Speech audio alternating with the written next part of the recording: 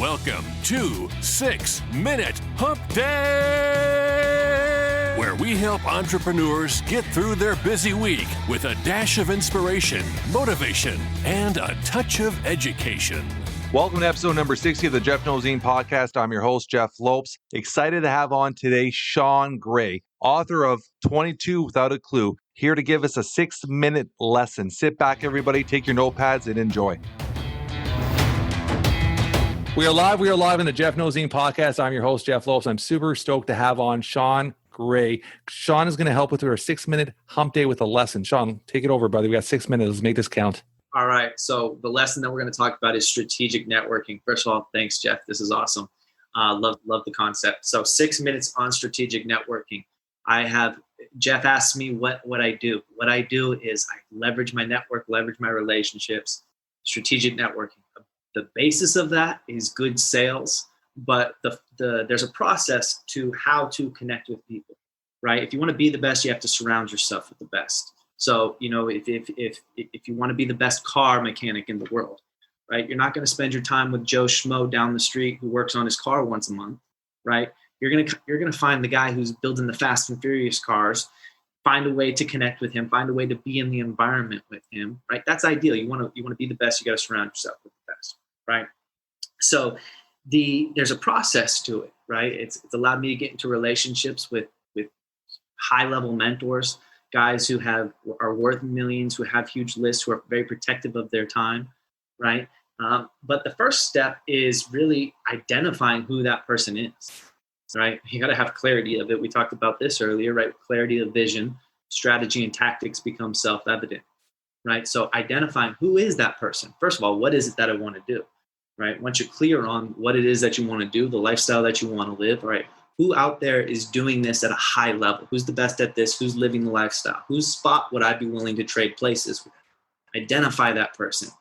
Then something else that we talked about, a byproduct of asking good questions, is ask yourself the question, all right, where does this person congregate, right? Where are they hanging out? Where are they spending their time? Next question is, who influences them, right? Who has their ear? Who is speaking in there? Who has influence over them? Who, if somebody gave them a third-party endorsement of you, would they listen? Who's that person? Who's the person that has influence over them? So where do they congregate? Who influences them? And the next question is, who is the influencer of the influencer, right? Because you sometimes, right, say you want to get to Jeff Bezos or Kanye West, right? The guys who are at the top of their space, yeah, right? It's obviously you're not going to be able to find them on LinkedIn and shoot them a message and connect with them right right? So it's okay, where are they spending their time? Who influences them? And who's the influencer of him, right? The influencer of the influencers. So once you're clear on that, right, then it's a matter of executing sales techniques and building that relationship. Now, when it comes to building the relationship, everybody wants that relationship, right? So everybody's coming in the front door the same way. I mean, think about, even guys like me and you who are not necessarily at the Jeff Bezos or Kanye West level, still probably get 30, 40 messages a day on LinkedIn of people trying to connect, right? Like, what makes you think I want to connect with you? I don't know you from Adam. Like, and you're sliding in my inbox like everybody else is. I know you have something to sell me, right? It's a crowded space. So instead of going in that front door, like what we talked about earlier, is go in the back door. How do you go in the back door is the next thing. Well, you got to identify the influencer of the decision maker, right? And who the decision maker is, who that person is. You have to identify them. And then you have to watch them. You have to pay attention, right? You have to observe, because what you're looking for is 3 to 5 things. So you have leverage when you go to them, 3 to 5 things that you can help them with.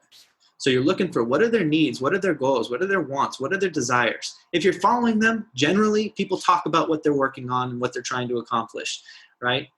So, and if you're following them closely, you can identify those things.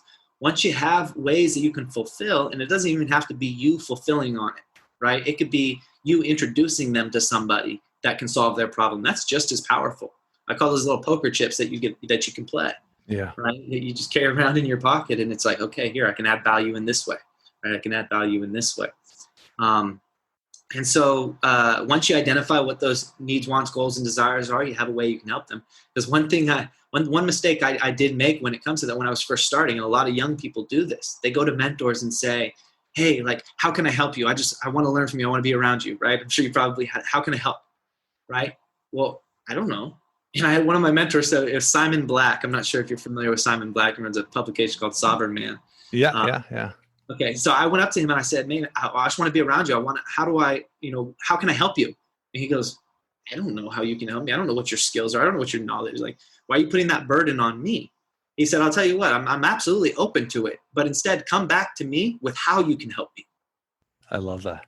And it was a real big distinction for me. I think that's the biggest lesson you could have taught today. That is so important for young entrepreneurs. Yeah, cool. I'm glad we got something out of this. No. Everything you said is my mind's working and it's all making sense and how to network. And I love how you're talking about if you want to network with that person, you're not getting to that person. You're going to have to work maybe 2, 3, maybe even 4 layers under and start your way up that ladder and building those relations, building those networks. And how you're going to build those networks, exactly what you said, like, what can you offer them? Right. And don't necessarily ask them. And I've had that conversation, like, hey, like, what can I do to help you or whatever? No, it's the other way. You should be already in that room saying, hey, I could do A, B, and C to help add value to you. Right. Because I've been watching you and I see that you said you wanted to get here and this was the thing holding you back. I was watching a video clip, an older video clip of Gary Vee. And he says, I mean, that guy probably gets bombarded every day by thousands of people trying to network with him. And it's funny that he had a little video clip where he goes, if you want my time, and he's very funny you said that. He goes, if you want my time, he goes, what are you going to add value to me? What value will you add into my life? Don't come to me because you want something. Don't come to me because you want to get ahead. What value are you going to add to me? If you're not going to add value to me, then our conversation ends right here. Yeah. And that value is not arbitrary. That's why you have to pay attention. That's why good salespeople are listeners and are good observers, right? Because that value is not something that's just like, oh, I happen to have this skill. Well, I mean, you could prepare a 5-course meal for your girlfriend, but she might want Chick-fil-A that night. You know? No, 100%. There's also got to be that alignment, right? And that's why you have to watch. You have to observe. It's not like, okay, I want to connect with Oprah. All right, I'm going to just start calling Oprah's office, right? Like, you're not going to get to her that way, right? But it's funny because a lot of, and I get it, right? There's just young, inexperienced people who want to connect. They have the hustle and the ambition, the drive. That's all good. But with a little bit of strategy to it, you'll be surprised who you can connect with. Yeah, I love it. That's a great little 6-minute segue here, brother. I appreciate you coming on for the 6-minute hump day. My pleasure, man. You stuck a lot in there, and there's probably like 2 or 3 good points that people could learn from that.